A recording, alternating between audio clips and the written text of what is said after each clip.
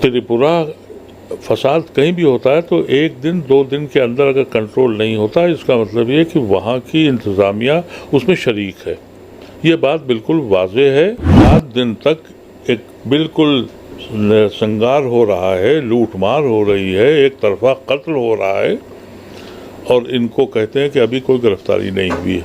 ये बेशर्म लोग हैं। इस मुल्क की बर्बादी में मीडिया ने सबसे अहम रोल अदा किया है और उसी के सहारे ये मुल्क का प्राइम मिनिस्टर इस मुल्क को तोड़ने पर जुड़ गया। ये एक जिस तरह से ऑर्गेनाइज तरीके से एक कॉन्सेप्ट डेवलप किया गया है कि एक कम्युनिटी को इतना डरा दो कि वो, लेकिन ये नहीं अंदाज़ा इनको है कि आपकी दुनिया में हैसियत क्या हुई। तो हिंदुस्तान का जो नाश था पूरी दुनिया में, आज मुंह दिखाने के काबिल हम नहीं हैं, चाहे जो कुछ कहें।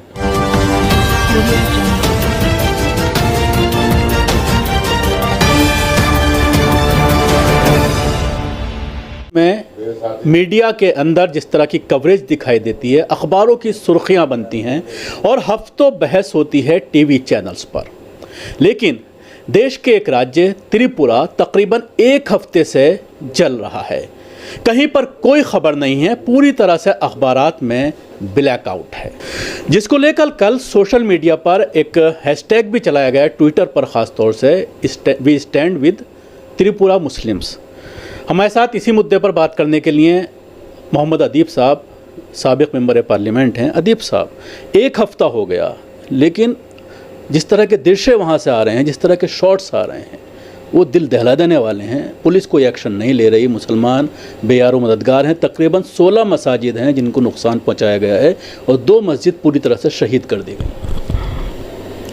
ये हैरत अंगेज़ भी है और मुझे तो हैरत इस बात पर है कि जैसा आपने कहा कि यहाँ का मीडिया, उसको फुर्सत नहीं मिलती। जब बांग्लादेश में हुआ और बांग्लादेश की प्राइम मिनिस्टर ने ये बात साबित कर दी, 50 लोग उन्होंने गिरफ्तार किए, मेन कल्प्रिट को अंदर किया और हमको चिढ़ाया भी और हमारी हुकूमत का मजाक भी उड़ाया और प्राइम मिनिस्टर से कहा कि आप अपने यहाँ हालात ठीक कीजिए, इसके रिपरकेशन हमारे यहाँ हो रहे हैं।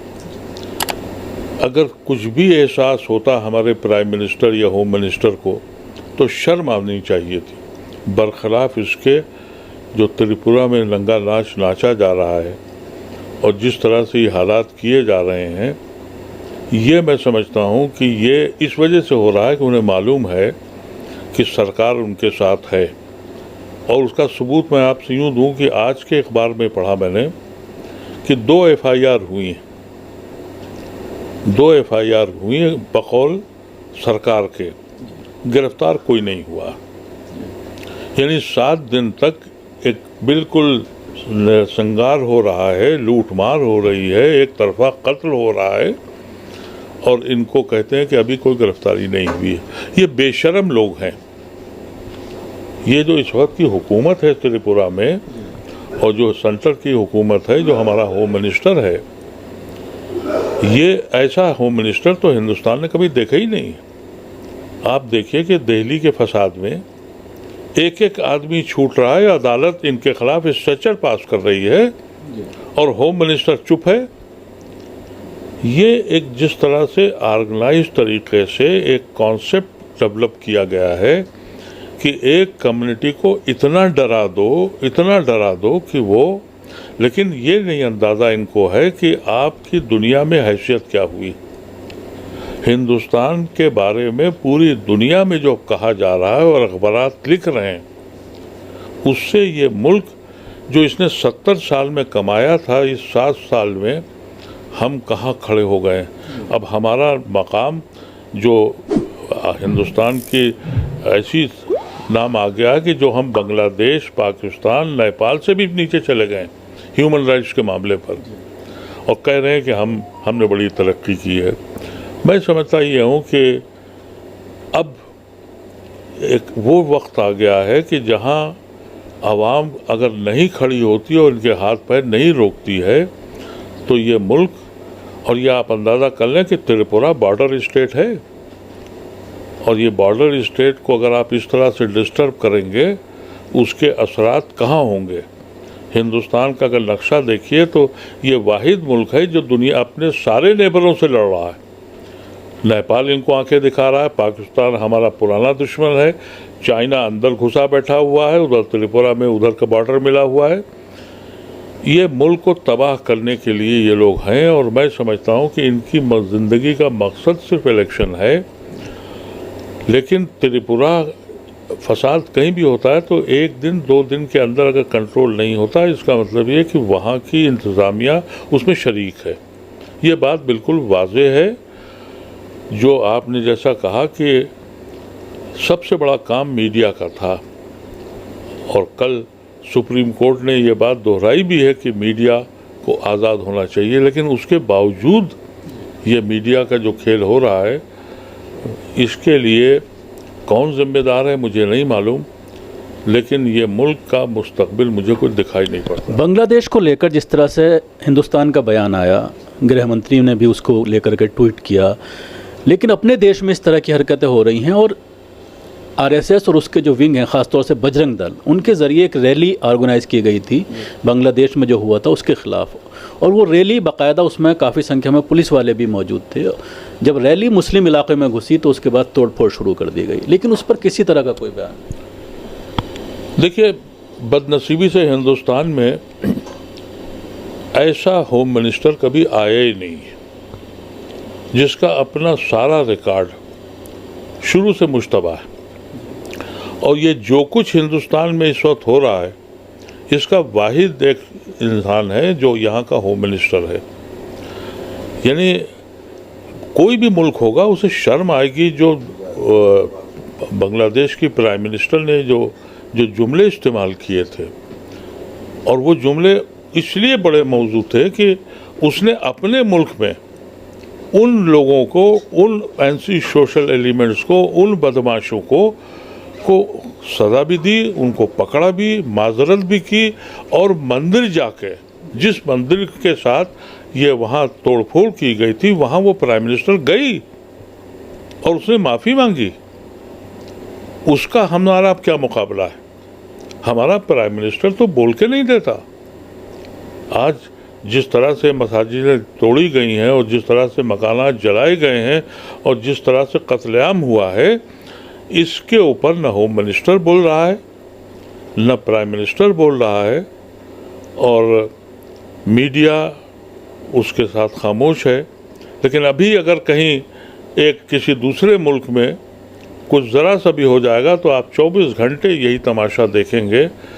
इस मुल्क की बर्बादी में मीडिया ने सबसे अहम रोल अदा किया है, और उसी के सहारे ये मुल्क का प्राइम मिनिस्टर इस मुल्क को तोड़ने पर जुड़ गया है। बांग्लादेश में जिस तरह से आपने भी कहा, तकरीबन 500 से ज़्यादा लोग गिरफ्तार हुए, FIR हुई उनके ख़िलाफ़, और एक मामला अभी पाकिस्तान में जो सामने आया था मंदिर तोड़ने का, 33 करोड़ रुपए की रिकवरी उन लोगों से की जा रही है जिन्होंने मंदिर तोड़ा था। एक बड़ी मिसाल सुप्रीम कोर्ट ने वहाँ की पेश की।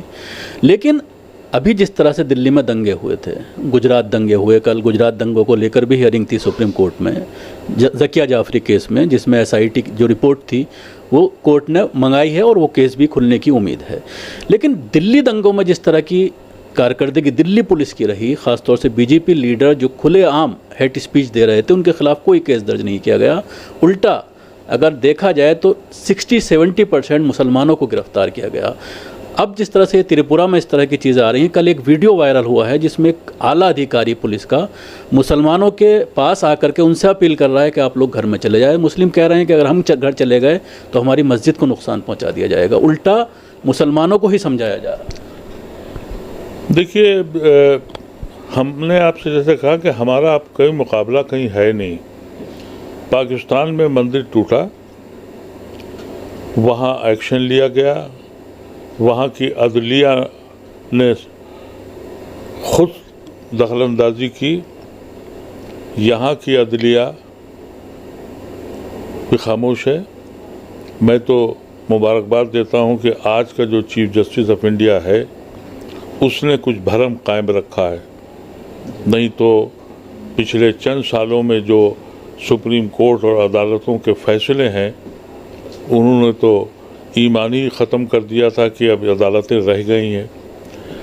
लेकिन ये तासुब जो है ये इतनी डीप रूटेड हो गया है कि अब इसको वापस लाने में कम से कम 10 साल लगेंगे अगर यहाँ कोई सरकार बदल गई और अगर यही लोग रहे और अपनी नफ़रत का पिटारा लेके और एक एक नौजवान के दिलों में नफ़रतें पैदा करते रहे, तो मैं ये समझता हूँ कि इस मुल्क का कोई मुस्तकबिल दिखाई नहीं पड़ता मुझे।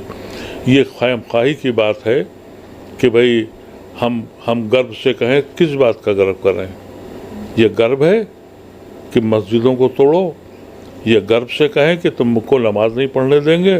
ये गर्व से कहें कि किसानों को गाड़ियों से कुचल दें और मार डालें और मालूम हो कि मंत्री खामोश बैठा रहे? ये सब वो चीज़ें हैं जो कभी दौर जहालत में तो हम सोच सकते थे कि आज की दुनिया जब देख रही है और जितनी बदनामी दुनिया के, मैं बाहर के अखबारात भी पढ़ता हूँ और टीवी भी देखता हूँ, हिंदुस्तान का जो नाश था पूरी दुनिया में, आज मुंह दिखाने के काबिल हम नहीं हैं, चाहे जो कुछ कहें। लेकिन आज हर शख्स जो भी महज़्ज़ब मुल्क में रहता है वो हिंदुस्तान की जमहूरियत और यहाँ के सेकुलरिज्म पर उसका एतमाद उठ चुका है। ये हमने हासिल किया है पिछले 7 साल में।